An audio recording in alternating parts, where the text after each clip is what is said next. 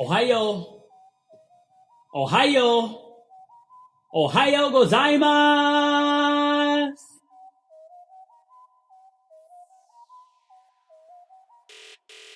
Welcome everybody back to the Life of the Party podcast. I'm your boy MC Ricky. This is episode 4, and we're talking about the BMO Music Fest 2009. We've already gone through 1, 2, 3, 4. The first episode was called The Beginnings. The second was called The Wonder Years. The third episode was called Let's Get It Started. And now we're talking about the BMO Music Fest 2009. Now, there was a BMO Music Fest in 2008, but 2008 was actually the first year that I got into party promotion and being an MC. So while I believe that I was ready to take on that tremendous opportunity, I was unable to MC the 2008 BMO Music Fest. Some notable artists from the 2008 BMO Music Fest was Soulja Boy, you had Flo Rida, you had Genuine, you had Trey Songz, Bobby Valentino, Hurricane Chris, Gorilla Zoe, and Fabo from D4L. What's really kind of interesting and cool is that there's a number of artists that I ended up just MCing for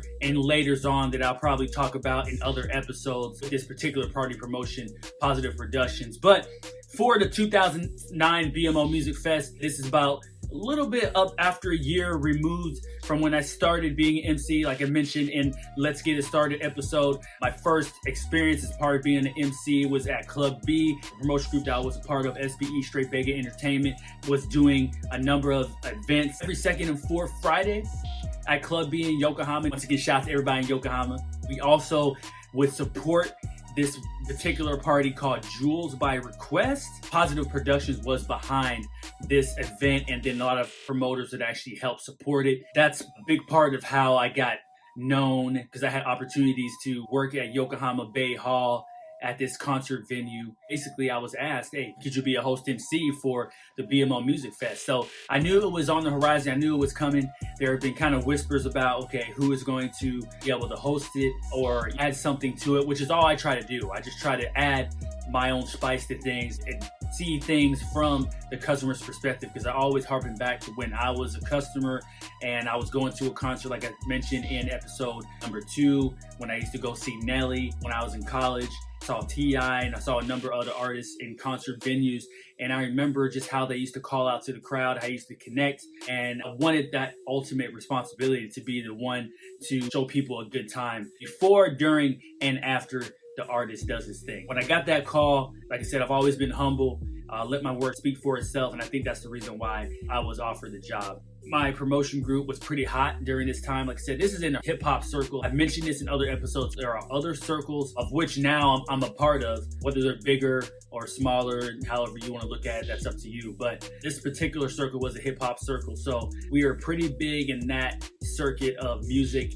We had a following, so of course they would use us to help support the event, and other promotion groups as well. So I got the call. I'm so excited. And I remember the BMO Music Fest was actually being held at ZEP Tokyo on a Thursday, and also it was being held in Okinawa, but that was on the weekend, on a Saturday and Sunday. But I was booked to be a master of ceremonies on this particular Thursday. At this time, I was working, of course, as well as I was playing basketball and doing a mist of other things while, I was booked to do this job. But I made sure my schedule was clear, absolutely clear for this. And I'm like, as soon as I found out, I was like, okay, I need to make sure I have nothing going on for that Wednesday night, that Thursday, and that Friday. The reason behind that is because there was a welcome party for all the artists. Now all the artists showed up for the welcome party. If memory serves me correct. Now, bear with me, all right, everybody. So this is going back years. Like I said, it's 2020 right now. Happy holidays to everybody, by the way. You can see I got the MC Ricky hat. Thanks, Mom and Dad. My mom and dad actually support me.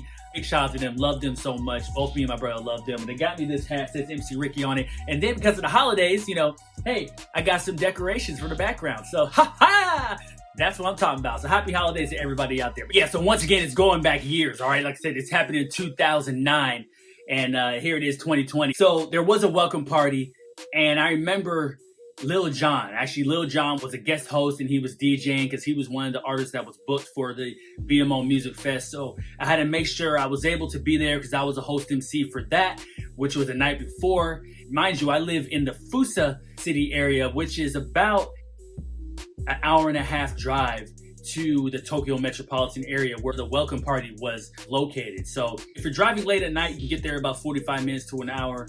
By train, it's about an hour and a half. So I had a hotel booked so that I can get to the welcome party, have a good time, make sure I turn people up, and then get back to the hotel and get ready because I got to get there early, all right? The artists that were booked for the BMO Music Fest for 2009, Shaggy was the headliner. For those that remember, he's had some really, really great music over the years. His music probably kind of touched the most people, more broad. Of course, you had Little John. You had Pitbull, which I was excited to see. I'd never seen Pitbull live. I was excited to have the opportunity to introduce him and see what all his performance was about. You also had Omarion. I think we all remember him from B2K, the boy band, or I won't say boy band, the boy group. He's known for his dancing and his vocals. He had the best vocals out of the group. So he had gone solo, I believe, in 2005. His debut album, I believe it was called O. So he was booked. You also had Sean Kingston, who was hot at the time. You also had Jay Holiday, so an R&B singer. So you had people who could turn up the spot. Omarion would kind of sex you up. Jay Holiday had just this really, honestly, this beautiful voice.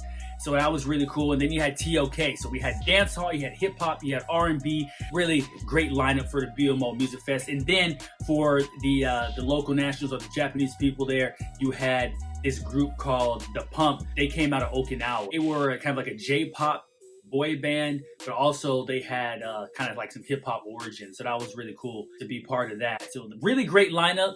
The previous year, 2008, while it was a really good lineup, it was solely dedicated to hip hop. And there were some great artists that were part of the 2008, but I think in 2009 you had multiple genres. So you had the dancehall, like I mentioned, the hip hop and the R&B. I think more people would possibly come out for that rather than just being concentrated on hip hop. What was unique about this experience was, like I said, I harkened back to where my first concert booking was Ashanti. So I did evidently a fantastic job because from there, speaking with this promotion group, they decided to book me for multiple events going forward. But this particular party at Yokohama Bay Hall, I always want to make sure that I call out and I acknowledge those who have, guided me or helped me, or those who I've kind of plucked. How can I say? Remember Austin Powers, some of their mojo. Ever I do that, I will acknowledge, as I truly and honestly appreciate the guidance and the help that I got from this particular individual. There's a particular MC, his name is Mas Tucker or Masuda. He is, of course, he's Japanese, but he was a host MC also at the same time I was being an MC at these parties in Yokohama. I believe he was a former rapper, so he had the ability to speak to the crowd. He had a stage presence, and he had a really, really good rapport with certain DJs. They would really play well off one another. That's something that I would, take notice of, and I'd ask him about every now and then. He used to cut the music a lot. Like I said, he communicated with the DJs. So a lot of DJs and around the world in the States, they MC on their own, but it's, we're kind of in a unique situation over here. A lot of the DJs don't actually MC at the same time. Let me bring you back even more years. I lived in Japan for a long time. Once again, I'm a military brat, proud military brat. I actually took Japanese for a number of years in high school, and I've been able to apply that over the years. So I would notice that Mas Tucker, I'm just gonna say Tucker from now on, all right? He would speak to the crowd in Japanese. He does speak English as well. I would kind of catch up on it, but then I just asked some of my friends, whether they're DJs or part of promotion, like, what is he saying while he was doing it? Of course, I would just go and ask him anyway afterwards, and they said he's telling a story of what's going on in the song. I knew it was working because when he would do it, he would get reactions from it. So that's kind of where my engaging with the customer and really focusing on what their interests are, that's where it comes from. So I was not only the host MC for the BMO Music Fest, it was also Masuda. Honestly, it was a smart move. I have two host MCs, one that is primarily going to communicate in English and then one who's going to communicate in Japanese. So we basically tag team. The night before, like I said, I had the hotel booked. We had a pre-party and Lil Jon was there. People showed up. A lot of people came out for that. I think they just rented out this particular venue and it was really kind of nice and upscale. You had to go underground to get there. There was a long line outside to get in. Lil Jon showed up. He did his thing and I did my thing, making sure, of course, throughout the party to tell people, hey, the BMO Music Fest is tomorrow. All the artists will be there. They're all here. Of course, there were videos sent out beforehand. I was looking at some ones before I started recording this video. They're on YouTube, where TOK and I think Lil Jon and a couple others were sending out videos, acknowledging how excited they were to come to Japan and to perform in front of everybody. The welcome party was really neat, but then I had to get home, make sure I got some rest. This happened on June 18, 2009. It happened at 6 p.m. But this is actually the first time that, okay, I need to make it there early to be a part of the sound check. I've done a number of things when it comes to modeling where, they always want you to be there early, be on time, and there's always a lot of prep. There's just so much preparation. There's a lot of waiting that goes along. That's about the only thing I don't really particularly like about that industry, is that you just have to wait, and there's always a lot going on. Now, if you get there and you're the man or you're the woman, people are waiting for you. That's pretty cool. That's one thing I never really liked about the entertainment industry. It's a lot of waiting going on. But at the end of the day, when you get paid, you're just like, oh, maybe it was worth the wait. So we had to do sound check. So I want to say I got there like around 11, 12 o'clock. So 11 in the morning, 12 o'clock in the afternoon. Got there. The artists are they've been there earlier than that. And they're doing their sound check. I think when I got there, I believe Pitbull and Lil Jon, they were doing their sound check. And because I could hear everything going on. So the sound people were there.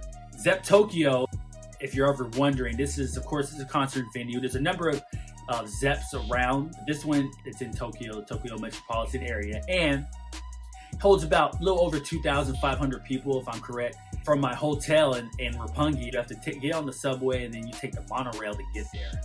And when I got there, it's pretty neat, because I didn't know who was actually going to be working it as far as the security. But when I got on the monorail, I saw the security was there, and I was like, oh shoot, what's up, bro? They said, oh man, oh, okay, you're going to be hosting and stuff? I said, yeah. I said, okay, all right, looks like people are in for a great time. I said, man, appreciate you guys for doing what you do. It's not just, about the MC and the DJ. It's about everybody, all right? It's a team. One band, one sound.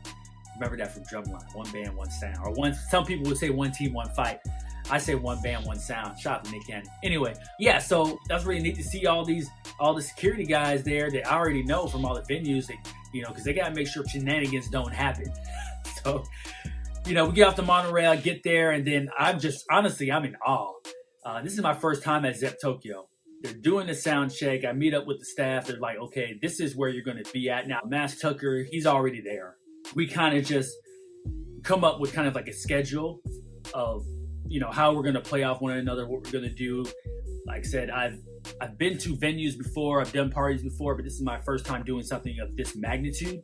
And he has been a part of this before. He's had experience. So I just kind of picked his brain. I said, okay, so what's going to happen? What can I expect? And then he basically came out and said, we're going to come out and introduce them. We're going to get the crowd hyped. The sound people, they'll cue off of us. So there were certain cue points that we would communicate.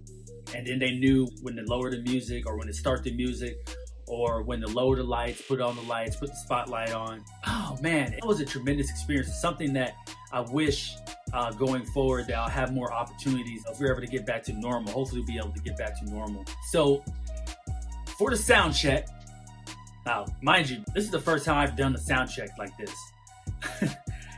I get up on the stage and I'm looking, it's just completely empty. And this is like Yokohama Bay Hall, like to the umpteenth degree. So there's a space in between the stage where it's elevated. Off to the right, off to the left, you can see where the crowd can file in. Of course, there's kind of like places up in the rafters where you can see the crowd as well. So I'm just thinking automatically to myself, this is going to look absolutely amazing. And it's going to feel amazing when this place is completely packed full of people. But I got the mic. I know how my voice sounds like, but let me just hear it echo through this concert hall just to really see. I would say a few things, and then they said, okay, is there anything else that you want to practice or do?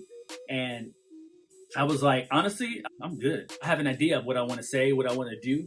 I did say Ohio, or are you ready for a party? Make some noise. A few practice things just to get in there. But I wasn't there for, a long time just doing the sound check. But finished up the sound check, and then we still had some time. So I want to say we had more than a few hours before the actual concert began.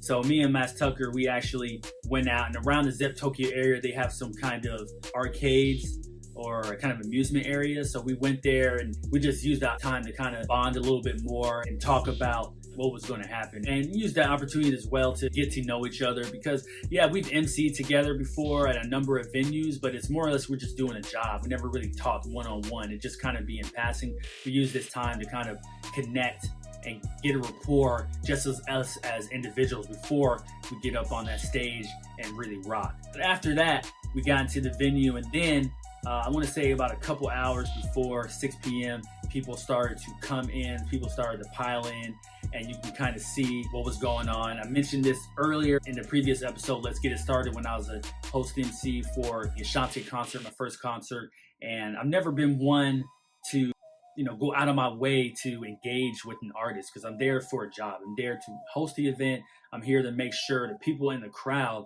are having a good time. That is my job. If I have the opportunity to go ahead and connect with an artist for whatever particular reason, then I go ahead. My main thing was just to observe the crowd and who was coming in, what was the fan base that was there. Because I knew we had multiple genres, so I was like, okay, what am I going to use to connect to these different fan bases? I have like a bar set up. Every once in a while, people would go down there and get their drinks if there was like an intermission period or whatnot. But the concert started at 6 p.m. We went out to the stage. You talk about being under, a certain amount of pressure to perform a job. That was the first time in a while since I remember when I was in high school. I did a Black History Month report on the stage in the auditorium, and they had a spotlight on me.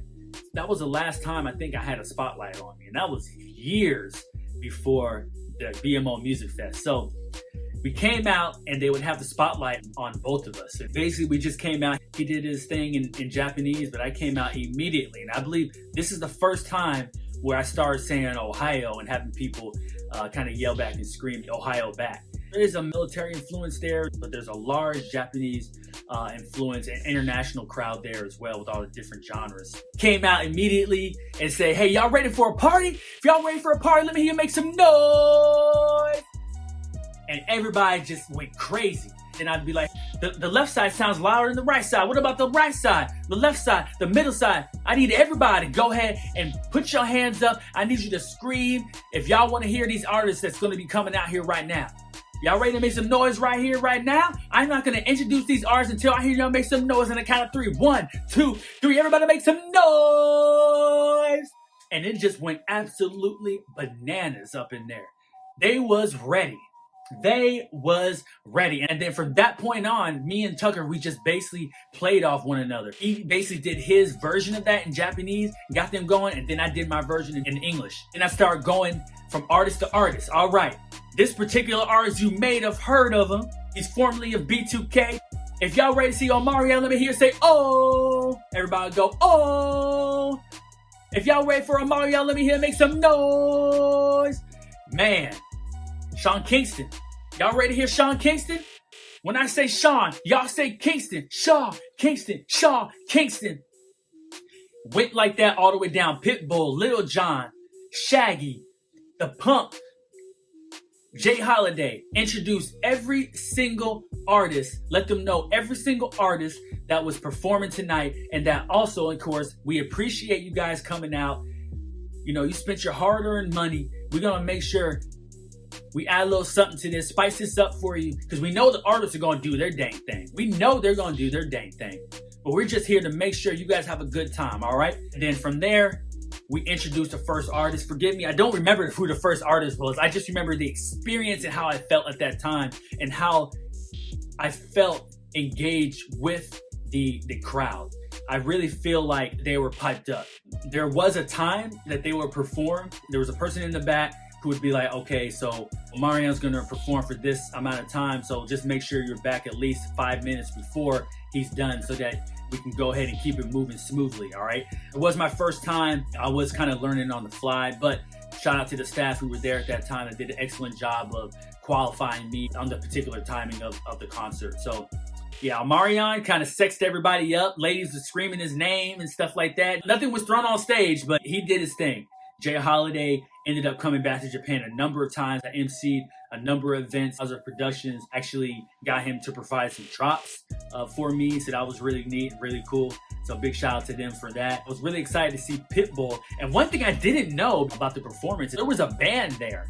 And Pitbull performed with the band, and then Lil Jon, they actually did performances together. And I was not ready for that. I didn't know. So I was just like, oh shoot, Lil Jon and Pitbull on the stage together? Because they had a number of songs. For those that remember Lil Jon, he had songs with Pitbull, a few on his albums. But yeah, they performed together. So Lil Jon had a crunk.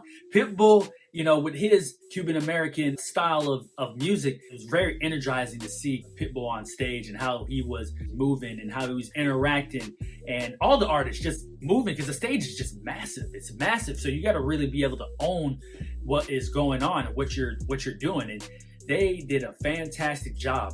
We did have some dance hall in here. So you had TOK, they did their thing. Oh my gosh, that was wild. That was really neat to see. That was my first experience seeing dancehall reggaeton live. And it was just truly a privilege and an honor to be able to be the one to introduce them. So you just imagine what I could say, like I said earlier in the episode. And I had people yelling TOK, T.O.K, reggae, dancehall. It was just an amazing time. But one thing that did happen, this ultimately kind of helped solidify me as just an MC. So one thing about being an MC you have to know how to do is you have to know how to fill space, especially when the music drops. You can really tell how good or how great an MC is when something goes wrong.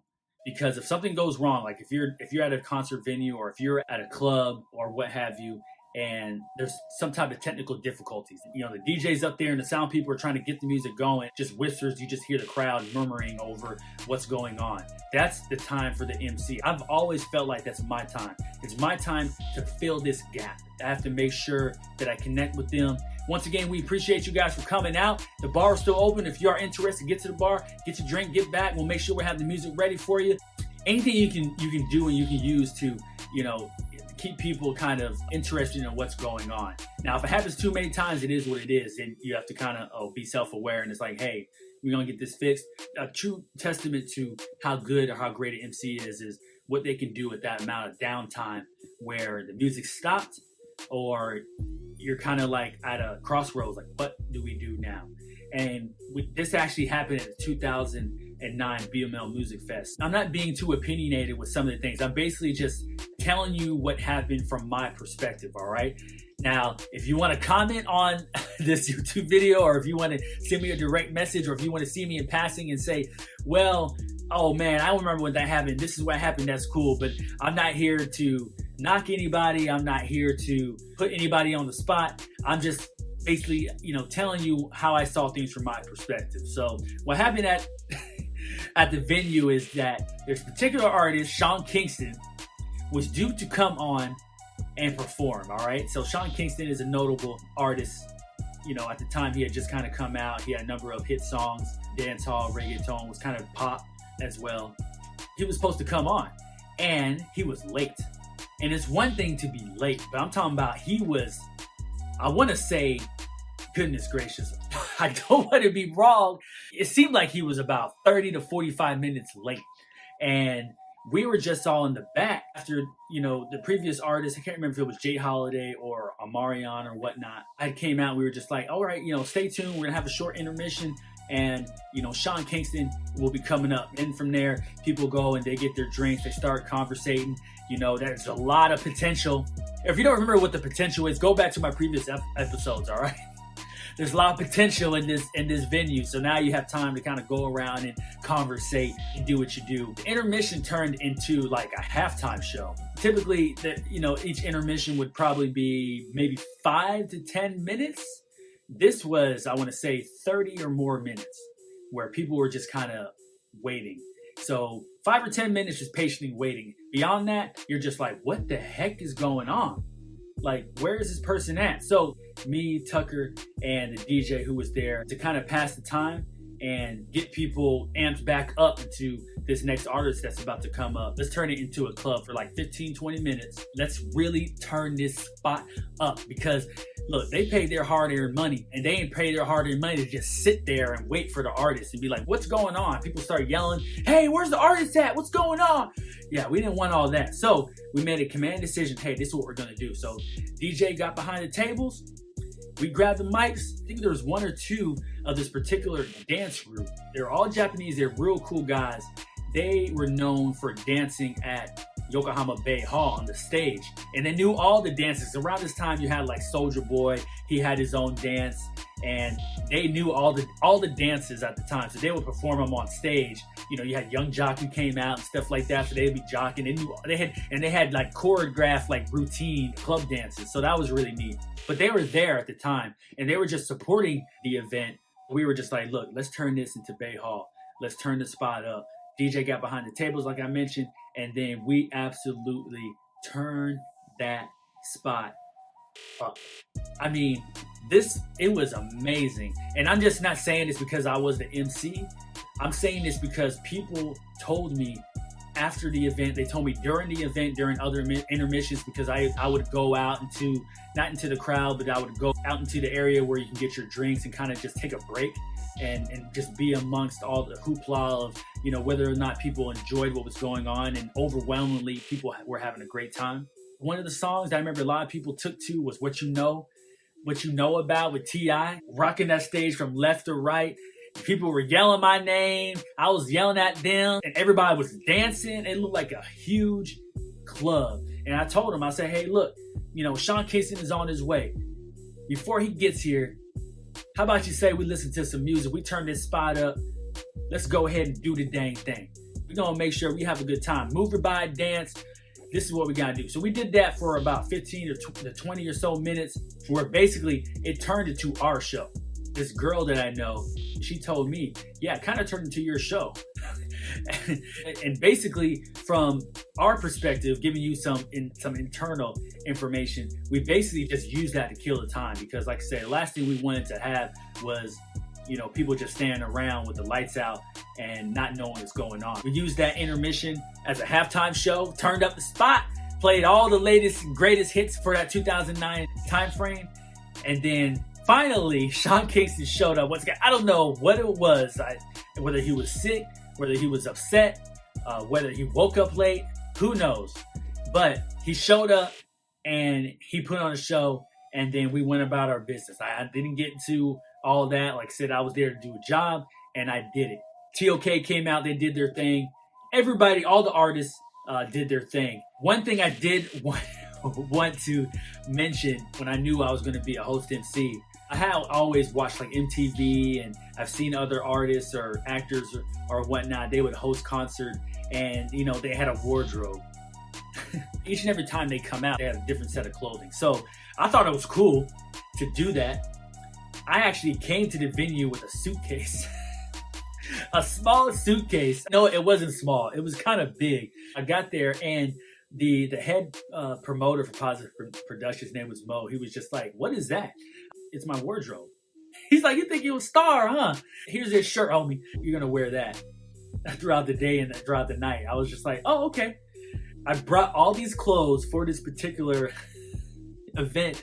I didn't wear now one of them. Not one of them. I had about seven outfits because there were 6 different artists. I figured, okay, I'm going to come out. I'm going to wear an outfit for when I introduce all of them. Go back, change, introduce artist number 1, 2, 3, 4, 5, 6. And so I'm going to need like 7 outfits. So I had 7 outfits that I didn't even use. All I did is just take off my shirt, put on the BMO Music Fest, which by the way fit very, very well. This is what the picture looks like. I've probably been showing it throughout this video, but it's a picture of me and Tucker. And I believe you can kind of tell what song they were playing during that time. This is actually during the time we were turning up the spot. So big shout out to that particular photographer who was able to capture that experience in that moment. And I use that on my website and a number of like imagery that I used to promote for myself. That was really interesting. It's like, you think you're a star? Nah. BMO Music Fest is the name of the event. So that's what's on the shirt. That's what you wear. And of course I got to keep it. And everybody there had that on too. So yeah, no lone wolves. No lone wolf. I thought I was a lone wolf. I can be special and cool. I still was special and cool because of a unique opportunity that I had, but I didn't get a chance to wear that wardrobe, which in a nutshell and kind of going back on it, it just would have been so much to change, like that. Goodness gracious.